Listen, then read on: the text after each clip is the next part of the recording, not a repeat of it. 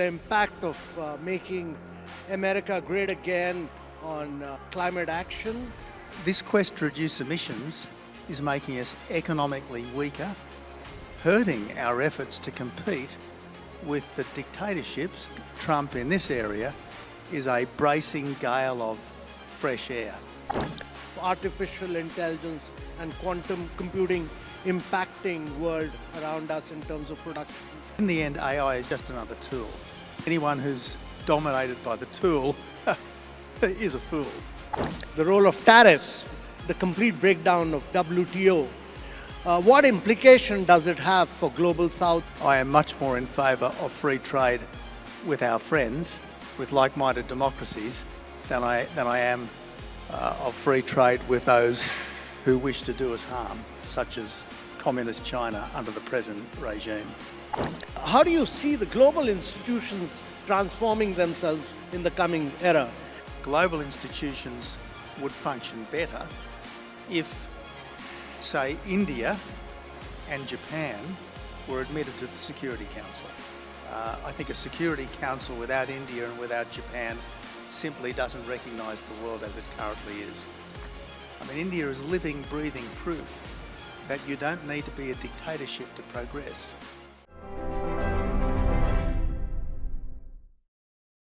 Let me first compliment Mr. Abbott for a very visionary, a very dynamic and a very powerful speech. You've been a very key driver of Australia-India relationship, and you've played a very critical role in deepening and strengthening our relationship. I would urge you to be as frank as possible for our viewers. In the midst of all this geopolitical turmoil, tell us on three key issues. Geopolitics, when is the war going to end in Europe? Number two, what is going to be the impact of making America great again on climate action? And number three, to my mind, how do you foresee the new forces of artificial intelligence and quantum computing impacting world around us in terms of production and productivity? Well, thanks, Amitabh. Look, I hope the war in Europe ends as soon as possible, but I hope it ends on terms that are as just and as fair to the victim as possible. And plainly, Russia invaded Ukraine. There was no justification for the invasion of Ukraine, and any ceasefire that doesn't provide Ukraine with ongoing security, and that means serious European soldiers on the ground as a tripwire against any future Russian invasion, I think would give the aggressor a win. And if the aggressor wins in one place, potential aggressors in other places will be massively emboldened. So that's that one. Look, on climate change, I've got to be honest with you. I don't think climate change is the biggest problem we face. I don't even think it's the second or the third biggest problem we face. Obviously, here in India, the chief issue is trying to give more and more Indians a decent middle-class standard of living. And frankly, any attempt to reduce emissions that damages that is not worth doing. And at the moment, in countries of the West, Biden's America, Britain still, Australia still, Europe, this quest to reduce emissions is making us economically weaker, and ultimately it's hurting our efforts to compete with the dictatorships that wish us harm. So I think Trump in this area is a bracing gale of fresh air. Now, as for AI, it's going to make a huge difference, obviously, over time. But in the end, AI is just another tool. And it's the people that use the tool that really count. The tools are there to help us to do better. But anyone who's dominated by the tool is a fool. Okay. No, let's turn to another critical aspect, and that's the role of tariffs, because free trade has lifted vast segments of population above poverty line in the last few decades. It's had a huge impact in terms of growth and prosperity. With protectionism at such high levels and the complete breakdown of WTO, what implication does it have for Global South and for countries like Australia and India? Okay, well, thanks, Amitabh. Look, the so-called Global South is vastly better off now than it was a generation ago. Inequality between countries is much less now than it was a generation ago. I think of the poor, in inverted commas, country that I know best, namely PNG, and you compare Port Moresby, say, 30 years ago to Port Moresby today, and it's chalk and cheese. Sure, there are a lot of poor people in Port Moresby. Yes, there's a lot of inequality of wealth in Port Moresby, but in many ways, it's now a sophisticated global city as well, Port Moresby. So globalisation has meant equalisation, and the reason for that is that a world with freer movement of goods, people and ideas has given the less well-off more chance to get ahead than ever before. There's no doubt that free trade makes everyone better off in the long run. In the short run, there can be quite difficult adjustments, and it's the job of democratic governments to try to smooth those difficult adjustments. One particular consequence of free trade, ever since China was brought into the WTO, is that China has exploited free trade but not practiced it. And this is where Prime Minister Modi showed rare courage and insight and great leadership when he refused to join the Chinese-led Regional Comprehensive Economic Partnership, because this, in the end, was just going to be another device like the Belt and Road Initiative for China to practice various forms of economic colonialism. So look, free trade is very important, but frankly, I am much more in favour of free trade with our friends, with like-minded democracies, than I am of free trade with those who wish to do us harm, such as Communist China under the present regime. So you feel that when Chinese penetrate global markets, they're doing it with their companies being supported by state governments and their goods being subsidized to penetrate global markets? Exactly right. What China has deliberately set out to do is to dominate critical markets, particularly emerging markets. Now, here in Australia, my country, we constantly hear this talk, oh, Australia is going to become a renewable energy superpower, as if no other country has wind or sun. In fact, the only country that is going to become a renewable energy superpower is China, because China is making the solar panels and the wind turbines that we are importing, often enough on the back of slave labour from the Uyghurs in Xinjiang province. Now, that's not the kind of thing that we want to participate in my view. Yeah, but my concern really was about the last time when Mr. Trump withdrew from climate action and withdrew from the COP21 agreement. It led to China filling up that vacuum. And today it controls about 80% of the critical minerals. It controls 70% of electric vehicles, 75% of batteries, 60% of wind energy, 74% of solar energy. So this vacuum being created again, will this again provide a further impetus to China to create a greater, even a deeper monopoly? But again, we are only buying electric cars because governments are subsidising them. If they weren't being subsidised, they wouldn't be being bought. We are only using wind and solar power because governments are forcing consumers to subsidise it. By far the cheapest form of reliable power remains coal. And countries like India and indeed China quite sensibly are continuing to develop coal-fired power. Now let's make the coal-fired power as clean as possible. Let's scrub all the particulates out. Let's make them supercritical coal-fired power stations so that their emissions are reduced as far as is possible. But my point is, none of us should pursue emissions reduction in ways which damages our citizens' cost of living and in ways which damages our economic competitiveness vis-à-vis our rivals, particularly China, which is the great strategic competitor. Thanks. Thanks for that perspective. I greatly appreciate your perspective. Let me turn to another subject, and that's about global institutions. Many of these institutions were created post-World War II at a point of time when neither sustainable development goals or climate action was a challenge, and we've seen United Nations becoming totally dysfunctional. Security Council is non-functional.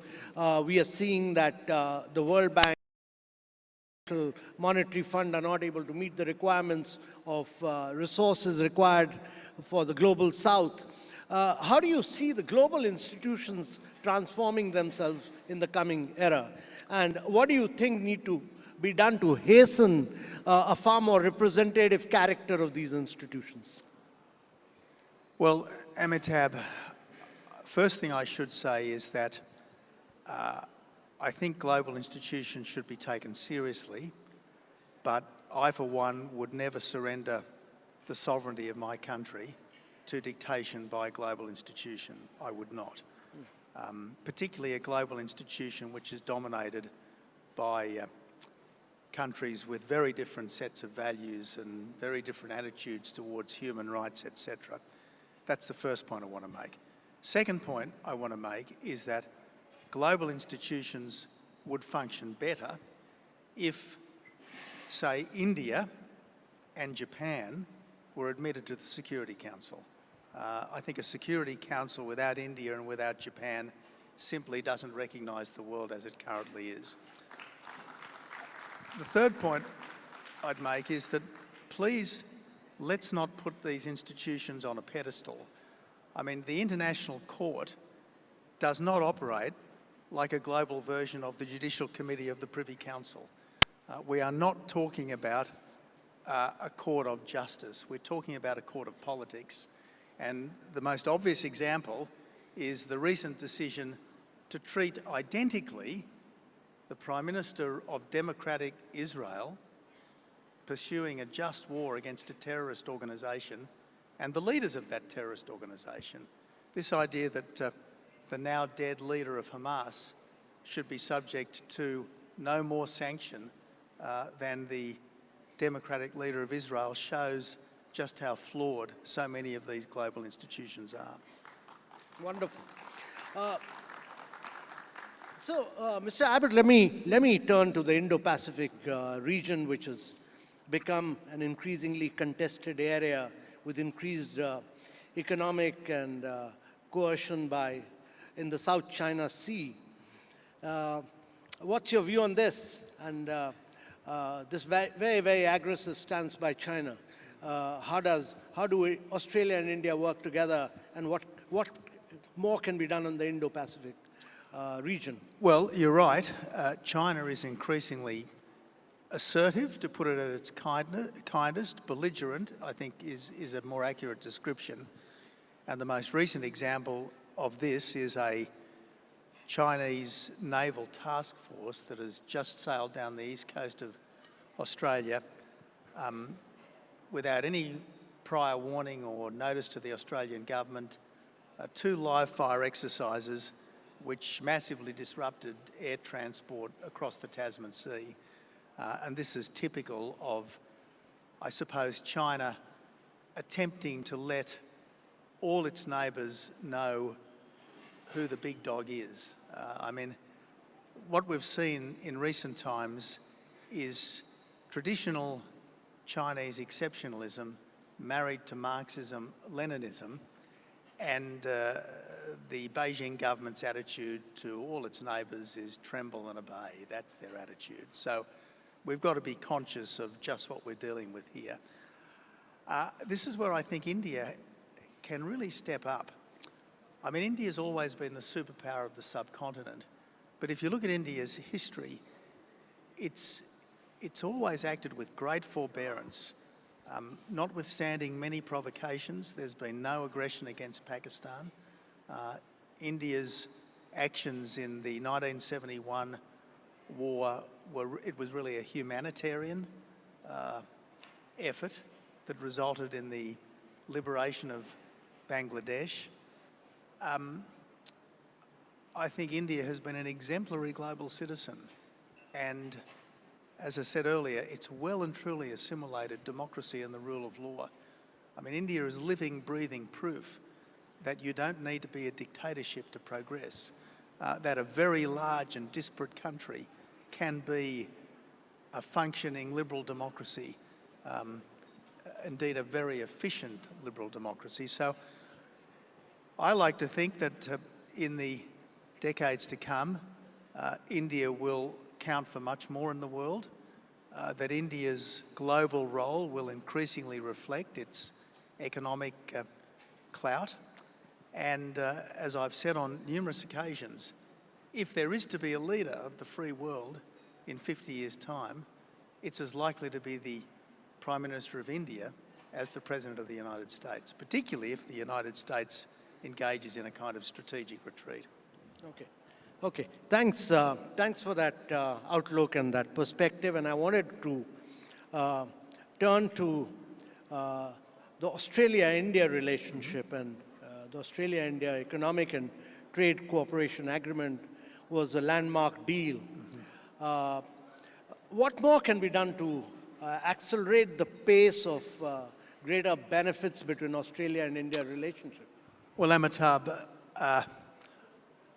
I was really pleased to host Prime Minister Modi in Australia back in 2014. That was the first visit by an Indian Prime Minister to Australia in some 27 years, and it was far too long a gap. It was a tremendous success. Modi got a rock star welcome in Australia, and I've got to say the million or so Australians of Indian background have been absolutely model, exemplary Australians, and I think that's going to continue. I think that India has the potential to step up as China, so to speak, steps back. I think the trade relationship between Australia and India is underdeveloped. I had a bit to do with the trade deal that was finalised a couple of years back, the interim trade deal that was finalised a couple of years back. And I think the minister on the Australian side and the wonderful Piyush Goyal, who was the minister on the Indian side, were only too keen to get a deal. But unfortunately, bureaucrats and vested interests have a wonderful way of complicating things. Bureaucrats because they want to keep the negotiations going forever, because while the negotiations are happening, that empowers the officials, and vested interests because they never want to disturb their cosy little arrangements. And my way of getting a free trade deal is to have a list of all the various products, the current tariffs, and just cross out 15% and put in 0%.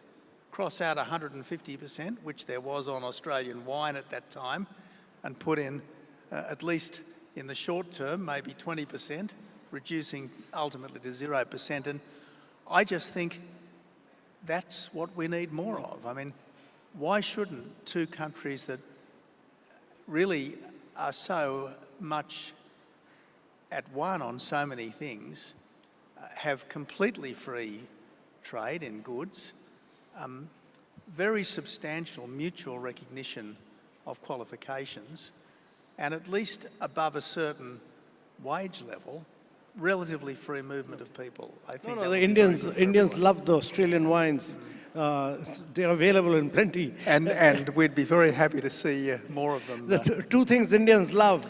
Speaking of Australian wines, I hope there's some being served this evening, and let's not too long delay our opportunity to enjoy them. So the two things Indians love is, one, the Australian cricketers. So the champion trophy is going on right now. Who do you think is going to win it, Australia or India? Well, if I say what my heart tells me, I'll be very unpopular. And if I say what you want me to say, I'll probably be very embarrassed when I get back home. So look, cricket will be the winner. Well, let me ask you then as to how do you rate the present Australian cricket team, and how do you rate the present Indian team? I think they're respectively the two best teams in the world. Yeah. Okay. Great. So they should be playing in the finals then. Let's hope. Yeah. Sure. So thank you very much for that wonderful discussion. I was really impressed with your very visionary and very, very dynamic perspective spelled out today, and it's been such a pleasure and such a delight interacting with you. You're such a popular figure in India. It's always a delight to interact with you. Well, thank you, Amitabh, and can I just congratulate you? You were very important to the success of India's G20. Well done. Thank you so much. Great pleasure. I just request you to stay back, both of you, for a second on stage. Amitabh Kant and Prime Minister Abbott, I just request you to just take your seat for a second. We have 2-3 questions from the audience, although it has been a very all-encompassing discussion where you've spoken about diplomacy, cricket, and of course wine as well. But we do have 2 or 3 audience questions which we'll very, very quickly take. Megha has the mic, and who's asking the first one? Yes, there, the young man there. Yes. Hello. Thank you so much, both of you, for the insightful conversation you had. My name is Mantha, and I'm one of the Schwarzman scholars. And my question is very brief.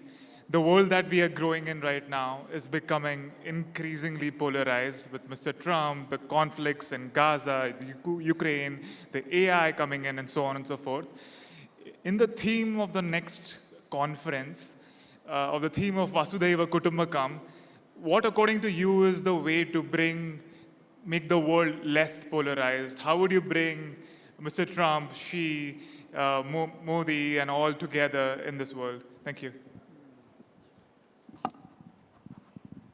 Well, that's a really good question. And to go back to probably one of the very great democratic leaders of all time, I know he wasn't always popular here, Winston Churchill. Churchill said, jaw is better than war. What he was meaning was that while you're talking, at least you're not fighting. And I think it's important to be realistic about your interlocutors, and I think we need to understand that President Putin does want to restore Russian domination of Eastern Europe. I think he does want to recreate as far as he can the Russia of Peter the Great. And there is no doubt that President Xi is burning to end what he sees as the century of humiliation. And that means next taking Taiwan by force if necessary, and over time, because he said it often and over and over again, establishing China as the world's #1 power, and that obviously has implications for India with a disputed border with China. So look, I think conferences like this are obviously a help, and I think all global meetings that involve people speaking candidly and trying to see things from the other person's perspective are a help. But in the end, the only way to guarantee no fighting is to surrender. And I don't think we should be prepared to surrender when it comes to freedom, justice, and national independence. All right, that's a prediction of you of what's coming up next. So I think we'll take one final question. Yes. Hello, Prime Minister Abbott. Ariel Lawrence, CEO of the Asclepian Group, and an American. So as you have spoken to, President Trump has been critical of alliances like NATO and has questioned the value of global institutions with key allies for decades. If United States foreign policy continues to embrace an isolationist stance, does this represent a strategic opportunity for India on the world stage, or does it burden India's continued development? What role should India play in maintaining regional order? And should India prepare to take on a larger security role in the Indo-Pacific? Well, if America steps back, I think it'll be important for other countries to step up. President Trump's early moves have had the beneficial impact of reminding the British and the French that they should be doing more to secure the ultimate freedom of Ukraine. And if America were to step back globally, well, I think it would be wonderful if India would step up. And I think under Modi, India's instinct is to step up. As I say, if there is going to be a leader of the free world in 50 years' time, if the free world is still to be free in 50 years' time, it will be because countries other than America, other than Britain, have done their bit. And, you know, this is where I think India has really wonderfully assimilated democracy and the rule of law. I mean, not just that. I mean, India is now an absolute beacon when it comes to literature and so on. So look, I think modern India is a remarkable place, and the more India steps up, the better for all of us. All right, well, let's leave it at that. Thank you so much for agreeing to take some of our audience questions as well, Prime Minister Abbott. It's truly been a riveting discussion. Thank you once again for being with us as our guest of honor at the NXT 2025. And thank you so much, Amitabh Kant, for moderating this session. Your questions truly did provide a lot of course, fodder for Tony Abbott to answer and really share his perspective on numerous issues. Thank you very much.